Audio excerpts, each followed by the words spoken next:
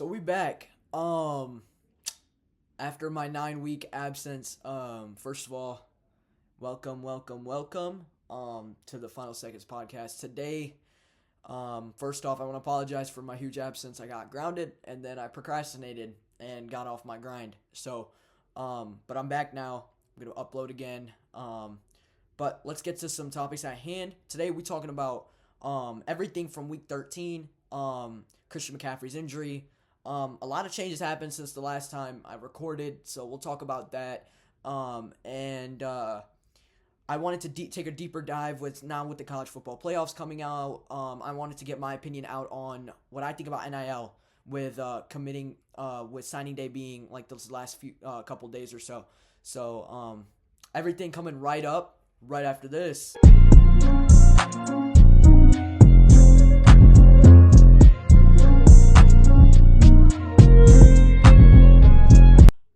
Alright, so let's talk about it. So, first things first, week 13 was full of absolute action-packed games. Some really good ones, too. Games like Bears versus Lions, which ended up 23-20. I know a lot of Bears fans are pretty pissed off about that. Buccaneers and Panthers, way closer than it should have been. Eagles, Ravens being a good matchup. Texans versus Jags, that was a good one also. We'll take a look at those few games, get my takes on them, take a look at the playoff picture a little bit, and so first things first, let's talk about, I think, everything that everybody's been talking about, glazing, whatever, saying, the Chiefs are about to be dethroned. The Chiefs have not had a single blowout game this season, and I hate to say that, I absolutely hate to say that, because this team is supposed to be way better than what it's at. They should be blowing teams like the Raiders, the Panthers, teams like them out the water without a doubt, like easily. And they're allowing lots of points coming on the board just because of just terrible defense. It's not even the coaching. The coaching is perfect. It can't really be better than that. The whole fact of the matter is that our defense is pretty dinged up. Especially our secondary. Our secondary's been at its worst. Our defensive line has kind of taken a step back than where they should have been. Hopefully the whole addition of Charles Omenihu coming back from injury shall hopefully help with that. But when it comes to the secondary, our secondary is terrible. I mean, I haven't seen that a terrible, as a Chiefs fan, I've never seen as bad of a secondary as I've seen now. And I feel like a lot has to do with the whole loss of Jalen Watson, who, I think tore his ACL earlier in the season, and now we start Najee Johnson. That dude is not a clamp. He's terrible. He's a good tackler, but in terms of coverage, he's terrible. I've been preaching about how we need to start Jaden Hicks, a late round guy that we picked up who's been an actual stud every time he gets on the field. He's getting a lot more playing time. Andy Reid has been saying he's going to be getting a lot more reps. And secondly, I don't know why we're not starting Chamari Connor. I think he's way better than Najee Johnson. And every time he's on that field, he makes plays. He's a great tackler. He's a great coverage guy. He's a reliable player. And Najee Johnson is just not it. And then on the offensive side, that's a whole another story. Our two tackle positions, probably our biggest weak spots in our line, with Jawan Taylor and the whole addition of Kingsley Suamataia and Wanya Morris. They suck. All three of them suck. I've said I have a sincere I'm not trying to dish anything out. Kingsley Suamataia is a rookie, so I don't expect anything from him, not this year anyways. But guys like Wanya Morris and Jawan Taylor, we're paying that guy $80 million on a 4-year contract. And he's been one of our biggest, most terrible offensive linemen we've ever had. I mean, that guy is a walking penalty, a walking flag. For some weird reason, he loves that yellow flag coming out of that ref's pocket. It's so weird, and it ticks me off every time I talk about it. He's terrible. He's undisciplined, and I don't understand why we gave him a 4-year, $80 million deal, giving him $20 million a year, because he is not worth $20 million. Even when he was in Jacksonville, he was the same way. If anything, he almost got Trevor Lawrence killed. Um, the year before he had, signed with Kansas City, and I did not like that addition at all. And, when push comes to shove, he's awful. He's really just straight awful. I mean, I'm not gonna get too deep into it, but there's a lot of holes on the offense. The decision making, and especially the line. The only reason why I feel like that the Chiefs' offense is so bad right now is because of that offensive line. We saw it the year that Mahomes had lost to Tom Brady in the Super Bowl. Offensive line was good until they got dinged up towards the playoffs, and then we saw what happened.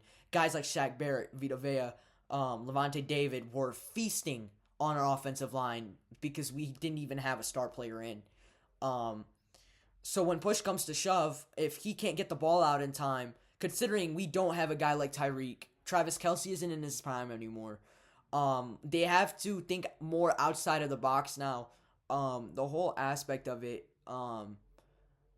they need a line bad. Mahomes, he can do it all, can make plays, but at the same time, it gets to a point where the dude is going to get tired out, and he's going to be absolutely done with taking sacks. They could be winning by blowouts, but left tackle and right tackle are the biggest holes for this team. And without them, I mean, they're the big dudes. They're gonna face off against dominant linebackers and dominant defensive ends. And to be 1,000% honest with you, Pittsburgh's coming up on the schedule. I'm pretty sure KC does play them this week. No, we play the Chargers. Week 15, I think we play. Or week 16. I don't know when it is, but we do play the Pittsburgh Steelers coming up. And if our offensive line doesn't get any better, TJ Watt is going to, hurt Patrick Mahomes. That dude is not going to get up. And especially considering that game is going to be a crucial game for us because the Pittsburgh Steelers are a playoff team. And considering the Buffalo Bills are right behind the Chiefs by one loss, they're going to have to win those crucial matchups.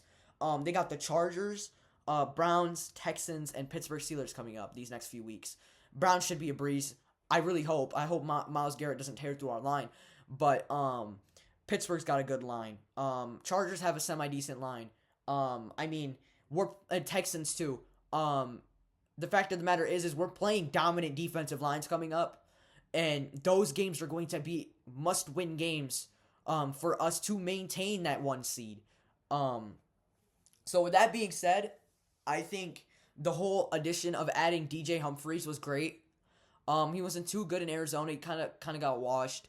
But considering how good the system of Andy Reid is, I wouldn't be surprised if he breaks out in Kansas City. So, yeah. But as of that score the other day, 19-17 off that flag, which I'm going to be honest was a false start. Chiefs definitely got bailed out there. But it shouldn't have been as close as it was. I mean, Aiden McConnell absolutely tore through our secondary. And, I mean, as he should. Brock Bowers, stud. Gave us Jacoby Myers, absolute stud too. And our secondary played like crap. Trent McDuffie was a clamp.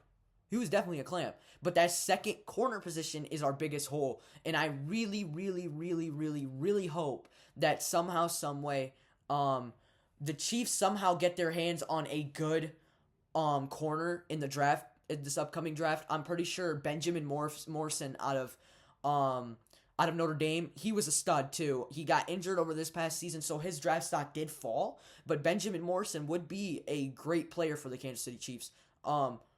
Will Johnson, Travis Hunter, I don't think the Chiefs are going to go up and grab him at number 1, obviously. But Will Johnson's also a top 5 pick. He fit perfectly. He's a clamp. So the corners are definitely going to be good. Hopefully Benjamin Morrison, if we do decide to draft a corner in the first round, falls down there. He just had a big injury this year, which unfortunately took him out for the year. So, yeah. Next game, let's talk about Cardinals-Vikings. That one was a close one too. Sam Darnold, ever since I recorded last, the Vikings are now 6 and something, 7 and something, I think. Right? 8 and 2 or something. 10 and 2, sorry. They've been 10 and 2. Right behind the 10 win streak Lions. Absolutely crazy. That NFC North these next few years is going to be great. And The Bears being the odd ones out right now, 4-8. Speaking of the Bears, 23-20. Terrible clock management. I've never seen anything worse in my life. Watching that game, growing up in a Bears household, I've seen nothing but terrible coaching. And terrible coaching destroying good halfway decent. Like, they're just throwing careers away. Fact of the matter was, Matt Eberflus was most definitely the problem. He is probably the worst coach that this franchise has ever seen, in my opinion. He sucks. And I hope he never gets another coaching job, because the amount of pain. I mean, Caleb Williams, if they had Thomas Bryant from the start, would probably have a CJ Stroud type year right now, and the Bears would be at a great position. I genuinely think they would be at the same position as the Minnesota Vikings or the Green Bay Packers, where they only have 3-4 losses. But, it was time for him to go, and I'm so happy they made that change, because Caleb Williams, he's a great quarterback, great passer, he's a great playmaker, he's a great leader, and a guy like that should not be spoiled at all. And at the end of the day, 23-20, they came back. They got absolutely clamped the first round of the first half, and then they made a comeback. And they did that a lot this year, but at the end of the day, it's backfired. Somehow they find a way to lose. So at the end of the day, what they need to do is find a way to keep the foot on the gas, make a good lead, and stay with it. That's going to be big for the Bears. I still think they have a chance at the playoff. They have to win out from now on. I mean, they got San Francisco coming up. And then all division rivals after that. So with them being 4-8, they need to win out if they want a chance at that playoff spot. And I feel like, that new coach they got, the offensive coordinator, that's the interim head coach now. He's, I think, most definitely I think he's a good dude. Thomas Brown. I think he's a good leader. But when it comes down to it, if they do decide to look for a new head coach, I mean, Ben Johnson out of Detroit is going to be definitely a head coach, regardless if they win the Super Bowl or not, which they aren't. But I think he would be a perfect addition to that team. To the Bears. He's a great offensive mind. He's an offensive genius, making Jared Goff look like an MVP. And this is going to be a hot take, Lions fans. You can hate me, you can cry about it, but Jared Goff is a systematic quarterback. So if you're making Jared Goff look like freaking prime Patrick Mahomes, then he can make Caleb Williams into a dominant force in the NFC. And if it comes down to it, if you have to choose between Thomas Brown and Ben Johnson, you gotta choose Ben Johnson. If you can't grab Ben Johnson, I don't think he's gonna go within division. But, money talks. Money talks a lot. So, if it comes down to it where they can't get Ben Johnson, they are most definitely going to keep Thomas Brown in. And plus, I don't think Ben Johnson is going to go to an AFC team, considering how competitive it is. And I think he's going to stay at an NFC team, especially considering I think he's going to stay at a team that's already got the pieces, rather than starting going to a team that's going to start a full-on rebuild. So I think the Bears, to be honest, would be the best option for Ben Johnson. So, I mean, we'll see. With this being said, I did see somewhere that the Bears have about $65-70 million in cap going into next year's free agency. Grab a veteran offensive lineman. That offensive line is made of absolute glass, and it's getting Caleb killed. They need one bad. But with this being said, I think the Bears do have the opportunity and the ability to come out the gate and win all. They would have to hope for a miracle, because the standings right now in the NFC are quite competitive, which is amazing. But right now, leading the charge is the Washington Commanders at the 7th seed, and they have 8, and they're 8-5 currently. So with that being said, they would have to win out and hope that the Cards, Rams, Cowboys aren't going to make it. Cowboys, there's no way in hell they're going to make it. But Tampa Bay and Cardinals and Rams somehow find a way to hit a slump. And Jaden Daniels hits the slump also. So the road to the playoffs is long for the Bears, but they need to win out if they want a decent chance at it. Um, this being said, do I think as of now will they make the playoffs? No, because considering the number 7 team right now is the Washington Commanders at 8-5, I don't think they take the foot off the gas. So yeah, I don't think so at all. And then just considering the AFC's always always competitive. I think he'd be better off staying in the NFC. And I feel like there would be a lot more coach. I think there's going to be a couple big coach filings. I know Doug Peterson's probably going to be gone from Jacksonville after this season. But I don't think he's going to go to AFC. I think he would be better off in the NFC. So that's just my take. But the next game, what we're looking at, Broncos Browns, dude. Jameis Winston throwing 2 pick sixes, another interception, so 3 picks, 4 tutties, 497 yards, and still somehow got 41 fantasy points in my fantasy league. I don't know how he did it. I guess maybe thank God. I don't know, but golly, I can't believe that. That is crazy. And still somehow found a way to lose to the Broncos. They were going to totally win. If Jameis Winston didn't throw those 2 extra picks, they would have definitely won. But, it is what it is. So, I'm going to do a quick preview on the big games next week. And then we're going to head into the whole NIL topic. Because I feel like that's going to be a big downfall for the NFL.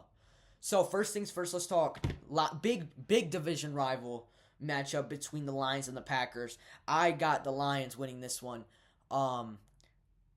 Because it's the Lions, they're 11-1, and I think they're going to take the Packers. But I did see that the Lions' offensive line is quite dinged up. So my personal prediction for that, if it comes, actually screw it, I'm going with the Packers. I hate the Packers, but I think the Packers will pull it out. I think they're going to split that series right there. I think it's going to be close, 28-24. I'm calling a 4-point game, and the X factor for that game is going to be Josh Jacobs, because that D-line is dinged up, and it can play at a dominant level. But right now, with its injury history, I think with Josh Jacobs playing out of his mind right now, it would be the best option. I think pound the rock with Josh Jacobs. That's my X factor for that.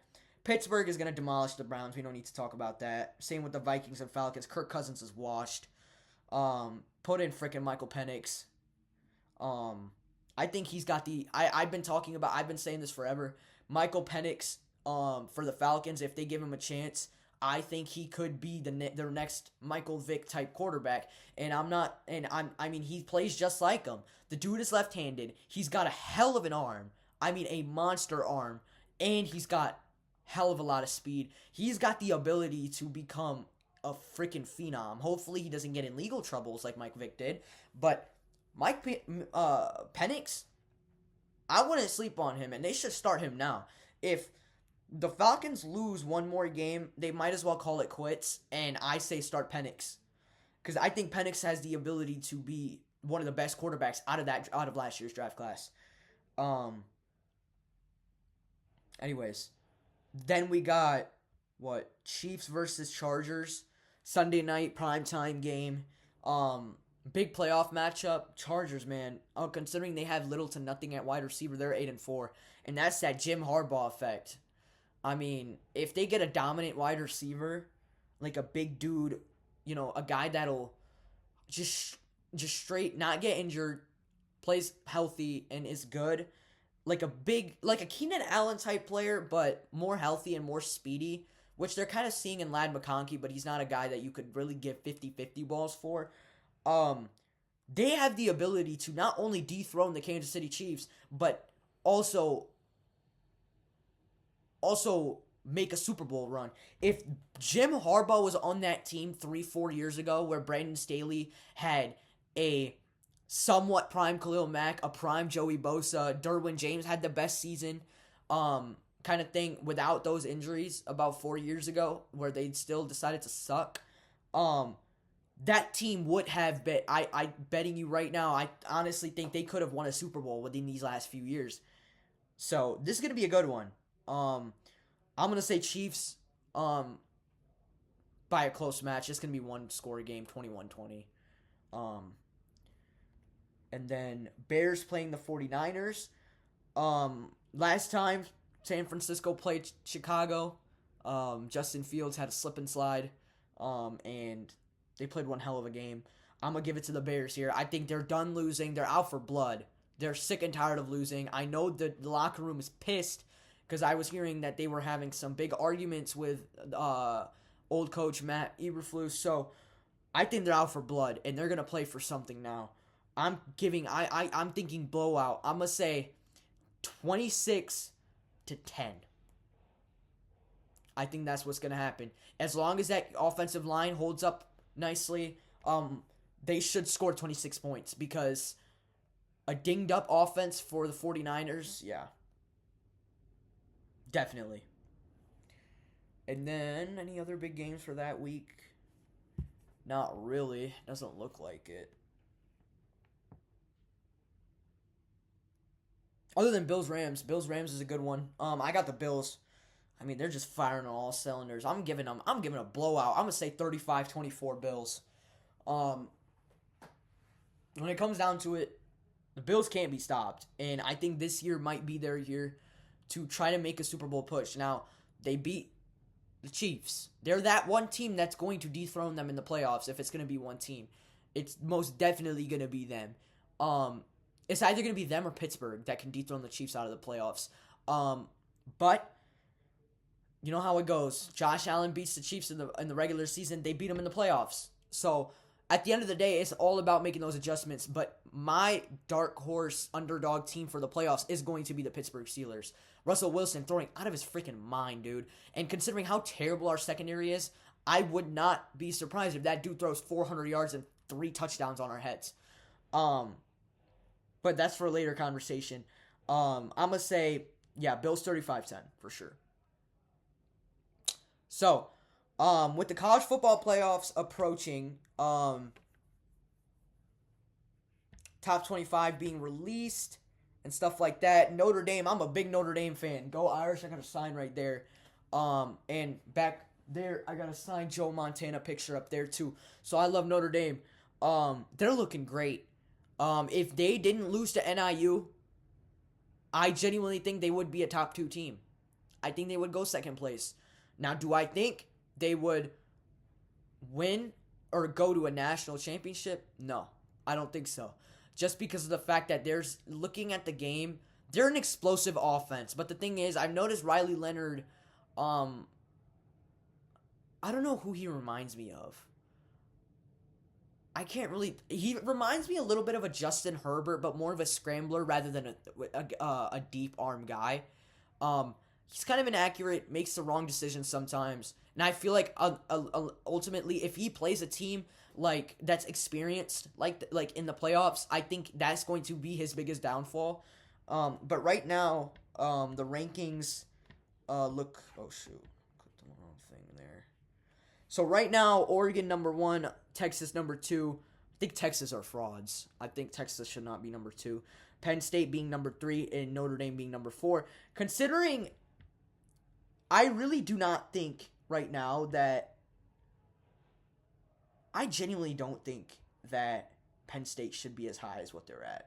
I feel like after almost losing to Wyoming the week before, was it Wyoming that they played? I don't remember. No, it was Minnesota. Sorry. They played Minnesota and they won by 1 point. I genuinely think they should have not went over Notre Dame. I feel like Notre Dame should be at the 3rd spot right now. But you know what? It is what it is. But at the end of the day, we got Oregon number 1, Texas 2, Penn State 3, Notre Dame 4, Georgia 5. Ohio State 6, Tennessee 7, SMU 8, 9 is Indiana, 10 Boise State, 11 Alabama, and 12 the U, Miami University. Miami took a tumble. I mean, the big upset. That was a huge upset. But I do think that Miami, regardless of what seeding they have right now, can make a deep run into the playoffs. They're an exploding team. Exploding team. they can explode. Their offense is dynamic. I genuinely think that if it comes down to it, if like Notre Dame plays like a team like as of right now, what I saw the bracket the other day, Notre Dame would be playing Alabama. They'll beat Bama. Jalen Milroe, I don't think would do that great. I think our defense would stand out. Our offense, I think, would be a little off. Our offensive line would have to be at its top, but Notre Dame, I think, would come out with that win. But if it comes down to the U versus Notre Dame in any playoff game, Notre Dame is going to have to find a way to just keep firing at all cylinders and playing halfway decent defense, because their defense hasn't been that well this season. And I think if you let Miami get a groove, they're going to take that momentum and run away with it regardless of what it is. Cam Ward is a different breed. And I think at that point, if you let them get the momentum over you, you're screwed. So, I mean, Notre Dame's going to have to find that little balance there. I mean, they allowed 35 points last week to an unranked USC. You know what I mean? A game in which they shouldn't have done that. And then looking at all the other games that they've played, I mean, they're all really crappy teams. They played a dog crap FSU. 51-14. Their offense looks dynamic. Their offense looks absolutely amazing. But they just need to find a way to, against good teams, not allow so many points. Anyways, so let's talk about it. NIL. I think it's the worst thing that's ever happened to college football. I'm going to get right into it. I love the fact that the players are getting the respect that they deserve. But at the same time, I do not believe that these guys should be getting rookie NFL contract type NIL deals with these schools. Bryce Underwood, flipped his commitment to Michigan because they gave him a 4-year, $10.5 million deal, which is, I'm pretty sure, a little bit under the average first round rookie deal. So, first round rookie quarterback deal. So my point is that I think NIL is going to make a lot of drama queens. I love that they're getting their respect, but these multi-million-dollar contracts should not be happening. It's going to destroy locker room leaders for the future, and I think ultimately NIL is going to be the one thing that kills the NFL in terms of guys who are committed. Like the whole commitment aspect of it. You don't go to college to get paid. Yes, you get scholarships, right? Of course, you'll get academic scholarships or athletic scholarships. That's fine, but that should be enough, like, payment. That should be more than enough. You shouldn't be getting paid more than a scholarship. Your whole aspect of going to college is to find your career so you're helped for the future, right? Regardless of what that may be. You want to be an NFL athlete, NBA athlete, MLB athlete, hockey athlete, or you want to be somebody who works in the medical field, wants to be a lawyer, wants to be whatever. When you go to college, you specialize. So then you can get a degree in something that's going to make you money. So you shouldn't be paid multi-million-dollar contracts out of the college's pocket. Yes, a lot of them are boosters that go into it, but a lot of it also comes out of the pocket of the school. And these big football schools like Texas have a multi-million-dollar facility. You know, their football program is huge. But at the end of the day, you go to college to specialize, to get an education, to get better at something so you're good for the future. You shouldn't be paid multi-million-dollar deals to go to college, if that makes sense. Scholarships are fine. They're not multi-million-dollar contracts. That's just money off your tuition, regardless if it's partial or full ride. That's just money off of your tuition. And that's only, $10,000s of dollars. It's not millions of dollars that they're taking off. I've been seeing guys like Ashton Genty on stuff. He's a stud. I love that guy. Dude's a dog. Travis Hunter, Shadur Sanders, stuff like this, and it's really making me scared for the future of the NFL. Listen, I love Shadur Sanders. The dude is a dog. I love his swagger. I love his cockiness. because I'm cocky myself. He's a cocky dude, and he has the play to back it up.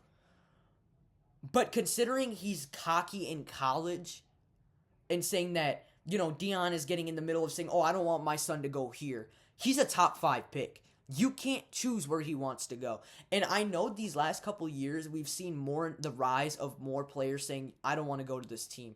And at the end of the day, that's what's going to screw up the NFL. They're going to have guys that don't want to come to their team, and that's going to ultimately not only screw their hopes of flipping a franchise around, but also at the same time, locker room leaders. I mean, guys like Travis Hunter, he's a great player, but he's very cocky. And same with Shedeur Sanders, great passer, great quarterback, also very cocky. Now, I don't mind it if it comes from Travis Hunter. Now, let me tell you why. As a cornerback, defending a wide receiver, the whole aspect of defending a wide receiver, you have to be always on your feet, always on your toes. You always have to be, you have to be quick. It's like a mind game at the same time. You have to look at their body posture, all that stuff. And at the same time, you also have to play mind games, talk crap, be cocky, talk crap, call out other teams. You're supposed to do that. So then not only does it draw viewers towards you, but also it psychs your opponent. Now, as a corner and as a wide receiver, I understand it. But Shedeur Sanders being as cocky as he is as a quarterback is a red flag in my head. Let me tell you why. A quarterback is supposed to be the leader of the offense. He is the main captain of that team. He's the guy who needs to rally the troops, take them out, the right play call, execute the right play. Thumbs up. See, even my computer agrees with my takes. Anyways, a guy who can rally the troops and be a good leader. And being a cocky guy, a cocky quarterback straight out of college is a red flag in my head. Regardless of if I'm the worst team in the league or if I'm the best team in the league, he's going to go top 5. I think he knows it. But at the end of the day, he needs to realize that he's not his dad.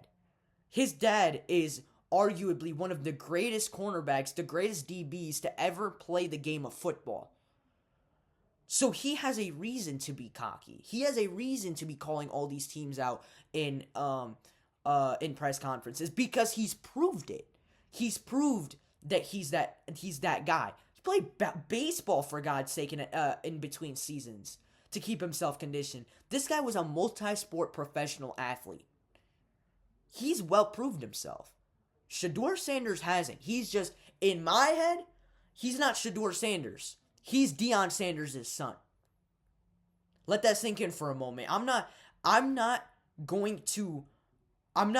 dishing any hate, but at the end of the day, for a guy like that, a quarterback that's that cocky out of college, if anything, it makes me hate the guy more. And considering what rank right now is Colorado anyways? Are they even in the top 25? They are. They're number 23. They're by teams like Army and Memphis. They're a god-awful. They're not, for a team that's not a playoff contender, a quarterback should not be talking crap or being cocky. At the end of the day, I get it. You want to make a name for yourself, but there ain't no names for yourself. You go to college to specialize, to get better. Okay? Yes, I get it. Be competitive, but making these call-outs to other teams and being, all trying to act, nonchalant and acting like, he's top crap. He's the top on the food chain. Yeah, you are, dude. Top 5 pick. Definitely. Good for you, dog. But at the end of the day, NFL, guys like TJ Watt guys like big dudes, okay? Big guys like Myles Garrett, TJ Watt, you play up against them, they will humble you in a minute. First. Second, you can't be cocky as a college quarterback, in my opinion, because you're not an NFL pro yet. And secondly, if he feels the need to flex all his gold chains and his Rolex and all his money and be cocky, he is Deion Sanders' son. I don't even know who Shedeur Sanders is. He's Deion Sanders' son in my head. So he hasn't proven crap to me, in my opinion. And that's not me hating. That's me being logical. Because as a QB, first of all, you have to be a locker room leader. You can't be cocky. I've already said this. But at the same time, you haven't proven anything. You're not even in the Heisman race. You are in the Heisman race, but let's be honest, he's like number 3 or number 4, and those guys never win. Okay, so he's definitely in the Heisman race, but he's not gonna win. Ashton Genty's above him. Travis Hunter's above him.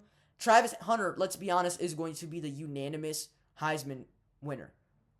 So with that being said, Shedeur not being a Heisman winner and is number 23 in the top 25, great, dude. You're top 25 out of like 1,000 college teams, but you're not in the playoff picture. And if you're not in the playoff picture, you have no reason to be talking crap in my eyes. In the NFL, I think is different, and I think he's going to have to humble up very quickly. Because he's a guy, he's a quarterback, he's the main guy, he's the main leader. He's got to be that guy where guys can go up to him and want to play for him, for that matter. If you're cocky, nobody wants to play with you. Play with you or play for you. And that's a locker room cancer. And we've seen it firsthand with guys like Stephon Diggs and now Deontay Johnson in Baltimore with him being suspended because he didn't want to play in the game. Do you know what I mean? So at the end of the day, NIL and all this BS is going to kill the NFL and is going to kill coaches.